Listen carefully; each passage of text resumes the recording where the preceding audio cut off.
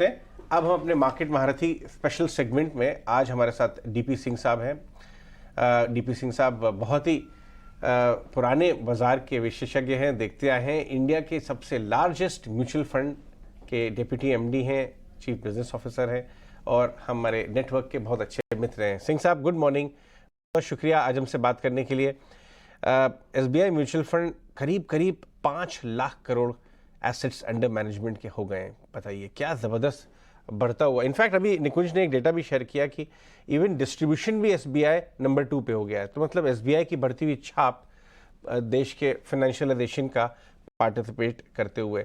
सिंह साहब, सबसे पहले ये बताएं, हमने देखा एक तो एसआईपी नंबर वापस फ्रेश ऑल टाइम हाई पे आ गया और डीमैट अकाउंट एडिशन जो कि एक तरह से थम गए थे, कहीं ना कहीं कमज़ोर हो रहे थे, वो भी बहुत तेज़ी से रिबाउंड किए हैं। आपका तो डिस्ट्रीब्यूशन पूरे देश के हर जिले में है लगभग। आप क्या सेंस ले रहे हैं, आपको क्या फीडबैक आ रहा है? उत्साह वापस आता जा रहा है रिटेल इन्वेस्टर में जो एक तरह से घबरा के साइडवेज चले गए थे?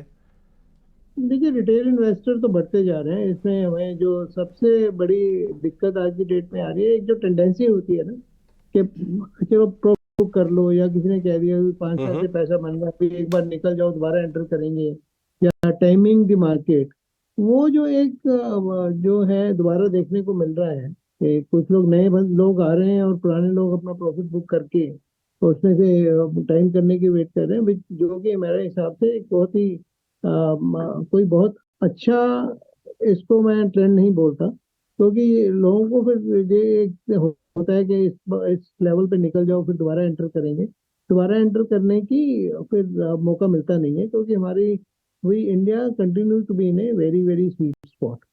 तो ऐसी स्थिति में बने रहना, जो लोग ऑलरेडी हैं उनको बने रहना मार्केट में बहुत जरूरी है, और जो लोग नए आ रहे हैं वो तो मतलब नेट नेट नई जो पैसा आना बहुत जरूरी है, ताकि जो स्टेबिलिटी रिटेल इन्वेस्टर देता रहे।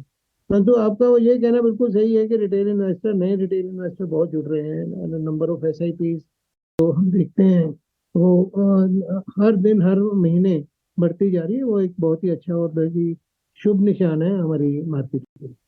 आपने एक बहुत बहुत ही अहम बात को छुआ है। मैं उसमें एक बात और ऐड करना चाहूँगा कि हम लोग हमेशा डेटा में, ब्रोशर्स में, आप जैसी बड़ी कंपनियां जब शेयर करती हैं अपने डेटा तो काफ़ी फ़ायदे देखते हैं ऑन पेपर कि भाई अगर आप लंबी अवधि में एसआईपीज़ करें तो आपको कितना बढ़िया कंपाउंडिंग होता है। चक्रवर्ती ब्याज जिसे हिंदी में कहते हैं, कंपाउंड होती है, आपका 1 का 4 होता है over a period of time. लेकिन ये जो टेंडेंसी रिटेल इन्वेस्टर की है, टाइम करें मार्केट को, निकल जाएं फिर आ जाएं फिर स्टार्ट करें एसआईपी फिर बंद कर दें, इससे बड़ा नुकसान होता है। इनफैक्ट डेटा ये भी कहता है कि एक एवरेज होल्डिंग पीरियड 1 साल से कम है। अगर ये बदलाव आ जाए तो रियल रिटर्न जो इन्वेस्टर को अपने पोर्टफोलियो में मिलेंगे over a period of time, इसमें जमीन आसमान का फर्क हो सकता है।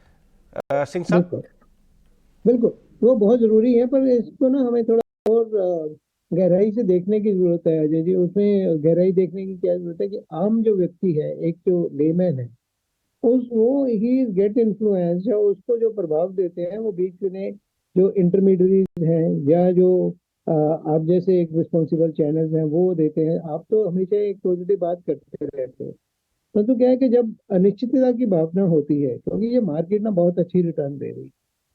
अगर हम पिछले 10 साल का या 15 साल का रिकॉर्ड देखते हैं तो गुड डबल डिजिट रिटर्न जो मार्केट दे रही है। और कई बार ये कहा जाता है कि कुछ जो फंड है वो अंडर परफॉर्म कर रहे हैं। तो जब ये ऐसी बात की जाती है तो ऐसा माना जाता है कि जैसे मार्केट का रिटर्न तो सबको मिल ही रहा है। तो जो म्यूचुअल फंड के जरिए, या म्यूचुअल फंड का जो एक जरिया है जिसमें इन्वेस्ट करने का, उसमें हमारा काम सिर्फ ये नहीं होता कि कहाँ पैसा इन्वेस्ट करना है। उससे ज्यादा जरूरी और उससे ज्यादा महत्वपूर्ण काम है कि आप पैसा कहाँ पे इन्वेस्ट नहीं करना है। तो उस चीज के लिए जो एक्सपर्ट्स की जो राय है, या एक्सपर्ट्स का जो काम है, वो बहुत ही महत्वपूर्ण होता है। और हमारा बार बार यही है कि मतलब इससे बने रहना बहुत जरूरी है, और बंदों को आना बहुत जरूरी है। और आपने जैसे अभी बोला, तो उसमें एक उनको ट्रस्ट देना एक एक बहुत महत्वपूर्ण काम हो जाता है। और वो काम हम बखूबी करने की कोशिश कर रहे हैं, और बड़ी जिम्मेवारी के साथ करने की कोशिश कर रहे हैं। Right. Good morning, Mr. Singh. Pleasure to have you on the show.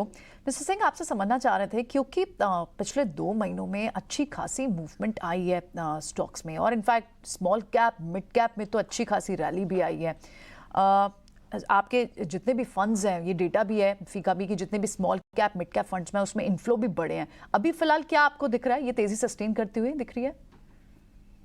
तो बिल्कुल तेजी सस्टेन करते हुए दिख रही है, क्योंकि हमें ये देखना है कि बहुत सारे नए बिजनेसेस जो अभी जो फंड मैनेजर देख पा रहे हैं, जो नए आइडियाज देख पा रहे हैं, तो उनमें अभी इन्वेस्टमेंट होएगा। और क्योंकि अभी ग्लोबल पैसा भी इधर आना शुरू हो गया हमारे मार्केट में। और उसके ऊपर देखिए, अगर पिछले महीने की जब हमने आंकड़ा देखा जो एमफी ने दिया, बावजूद इसके कि हमारा इनफ्लो डोमेस्टिक रिटेल इनफ्लो ज्यादा नहीं रहा, तो उसके बावजूद भी मार्केट में तेजी बनी रही। कि वो पैसा निकलने के बावजूद भी, जो मतलब 14,000 15,000 करोड़ की ऐसे भी बुक होती है, पर total inflow was only 3400 crore mutual fund का। तो उसके बावजूद कि ये कम था, फिर भी ये मार्केट बनी रही, मार्केट ऊपर गई, क्योंकि ये ग्लोबल पैसा भी आना शुरू हो गया। तो उसी के रहते हमें ये लगता है कि वो अभी जो रिटेल इन्वेस्टर का भी over the period of time अभी बढ़ रहा है। मेरे को लग रहा है कि जून का महीना जो अभी चल रहा है, ये मई के महीने से बेहतर रहेगा। और अभी भी एफआईआई का पैसा अभी धीरे धीरे आना शुरू हो गया है। तो ये तेजी एटलीस्ट आगे आने वाले 6 से 8 महीने तक तो मेरे को पक्का लग रहा है कि ये बनी रहेगी। आपके फंड्स में ज्यादा पैसा कहाँ पे आ रहा है? कुछ डेटा बता रहा है मिड कैप स्मॉल कैप में बहुत उत्साहित है इन्वेस्टर्स, क्या आप भी ऐसा फील कर रहे हैं? आपके फ्लोज कैसे हैं? देखिए, जैसे इंडस्ट्री में है, जो हमारे फ्लोज भी जो मिड कैप स्मॉल कैप, ऐसा नहीं mid cap small cap category में आ रहा है। जैसे फंड होते हैं जो मल्टी कैप फंड है, या जो हमारे डाइवर्सिफाइड फंड है, जो हमारा कॉन्ट्रा फंड है, तो उसमें लार्ज कैप भी है, मिड कैप भी है, स्मॉल कैप भी है। तो आने वाले टाइम में दो इट इज वेरी डिफिकल्ट और नए नए आइडिया ढूंढने का, एक स्मॉल कैप या मिड कैप में, या उसकी प्योर जो रिलेटिव वैल्यूएशन कब तक ठीक है वो देखने के लिए। परंतु तो फिर भी हमारे पास इतना पैसा नहीं है कि हमें वो आइडिया ना, आज की डेट में आइडियाज अवेलेबल हैं। आज की डेट में फेयर वैल्यूएशन पे अभी भी मिड कैप और स्मॉल कैप अवेलेबल है। तो उसमें कोई दिक्कत नहीं है, and will be able to handle. और जो फ्लो आप बात कर रहे हो, आपकी बात सही है।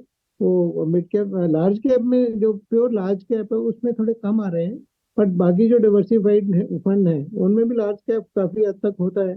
जैसे मल्टी कैप की बात कर रहे हैं, तो मल्टी कैप में भी मतलब 30-25-30% तो रहेगा ही रहेगा। लार्ज जो फ्लेक्सी कैप है उसमें भी मतलब काफी हद तक लार्ज कैप फंड रहेगा। या कॉन्ट्रा फंड की बात करें, जो वैल्यू फंड है, उसमें भी लार्ज कैप 30-40% तो रहेगा ही रहेगा। तो उस हिसाब से देखते हुए हमें हमें ये लग रहा है कि ये तो मतलब तेजी भी बनी रहेगी और आइडियाज भी अवेलेबल है। और ओवरऑल अगर देखो तो मिड कैप स्मॉल कैप में करीब करीब 60 से 65% जो पैसा जो आ रहा है नया, उसी में लग रहा है। अच्छा, बिल्कुल। मिड कैप स्मॉल कैप में फंड्स में अच्छा पैसा आ रहा है। म्यूचुअल फंड्स के पास भी अच्छे इन्फ्लोज आए हैं, रिकॉर्ड लेवल पर एसआईपी हैं। बहुत बहुत शुक्रिया मिस्टर डीपी, आज हमसे बात करने के लिए। सिंह साहब, समय देने के लिए बहुत बहुत शुक्रिया आपका। ठीक है।